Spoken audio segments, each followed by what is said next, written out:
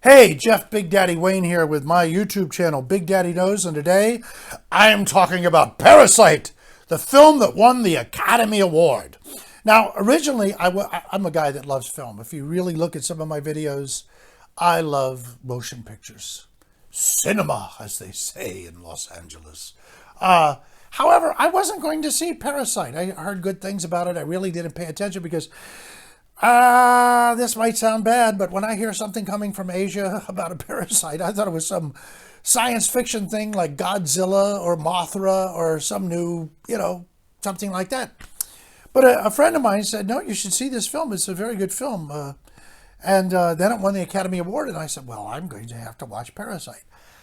I found it incredible. For those of you that don't know, it's a South Korean film. Everybody involved was South Korean. Producer, director, music, editing, the whole shebang, the acting. And I was fascinated right from the beginning. It just brought me into it. And I was telling my friend, I have a hard time sometimes with foreign films because you're reading the subtitles, trying to follow what's going on. This one was one of those amazing films where the subtitles, it just took in and everything caught the eye the right way and you kept absorbing it. Now, for those that haven't seen the picture, I'm not going to give away anything. I'm just going to say it's about a poor family and a rich family. Remember, the poor family goes to work for the rich family, and they start taking over the rich family. They're all Koreans. And the interplay is incredible, and the way they go about moving in to take over that family and what results from this. There's level upon level, something new happening on every level. And I'm not going to give it away because you'll find out why it won the Academy Award. Now, here's what I wanted to say about Parasite. This film could only be made in South Korea. You could not have made this film in the United States of America because the Koreans still see themselves as people. And you'll get what I mean by this when I say the United States, we see ourselves as different races. They see themselves as people. There's rich people, poor people, good people, bad people. But in the United States, we're just black or white or Latino. We got to start with that. And everything's got to balance and mix. For example, in the family, the poor family, which we would call the disadvantaged family, the oppressed family in the American film. In the Korean film, it's a mother and father, a son and daughter.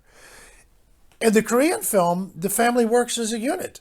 And all seem to know their places, and they work it as a beautiful unit. They have an objective.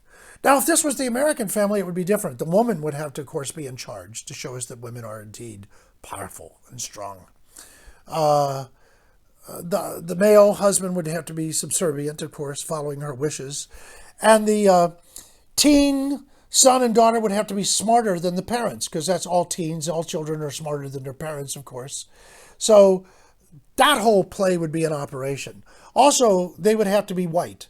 The bad people have to be white. You cannot make a minority as a bad unit anymore. So they would be white. The woman would be in charge. The children would be smarter than the parents. And they would be, there'd be a reason they need this money, because in America, people aren't really mean or nasty or wanting to rob. There's something causing it. There's something causing it. It's their poverty. It's just the horrible place. They've been treated badly. That's enough right there. Now, the rich family, of course, would probably have to be black or Latino, because that would send a message to blacks and Latinos that you can achieve this.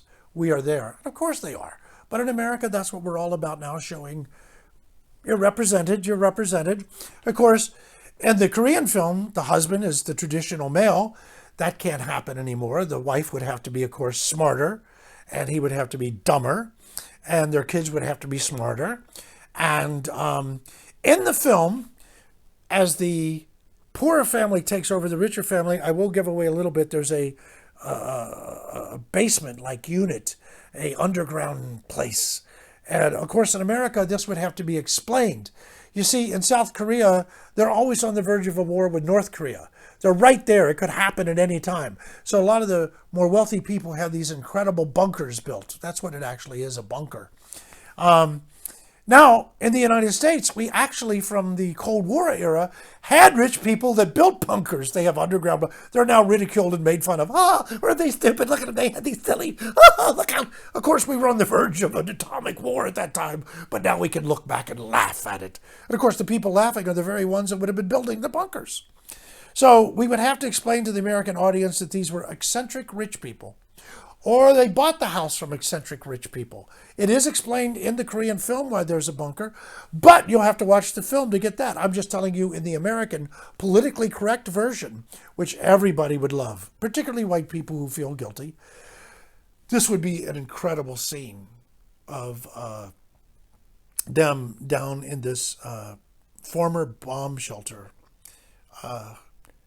Now, in the film, the Korean film at the end, the young son likes to play cowboys and Indians. And he has a teepee in the backyard where he likes to go into this teepee. And the father wants to have this surprise party, and they want to dress up like Indians to go woo, woo, woo, at the end. Of course, we can't do this in the American version because that would be racist, looking at Native Americans like that, in a sense, mocking them. Of course, at one time when cowboy films were popular and Westerns on TV, little boys would dress up in cowboy and Indian outfits. We would play cowboys and Indians. Of course, now this is all looked upon as a horrible thing. It was racist. It was awful. Even though there were cowboys and Indians. There were good Indians. There were bad Indians. Good cowboys, bad cowboys. Hard to imagine, isn't it?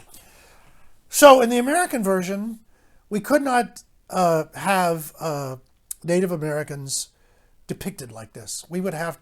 We can't depict anybody like that except white people. And of course, your white people are the bad people. So we can't compound that. We can't make it like pirates because of Pirates of the Caribbean, we know they're all really good people. So it would be Martians. Martians can still be dealt with in this type of fashion, you know. So we would have like a spaceship in the backyard and the father wanting to dress up in an alien outfit like E.T. The Extra Testicle. You remember that film. Okay. So,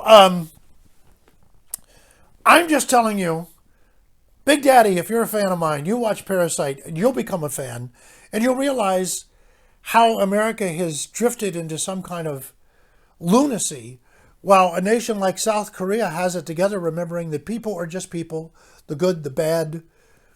And I would go a step farther. Let me make an Andrew Yang connection.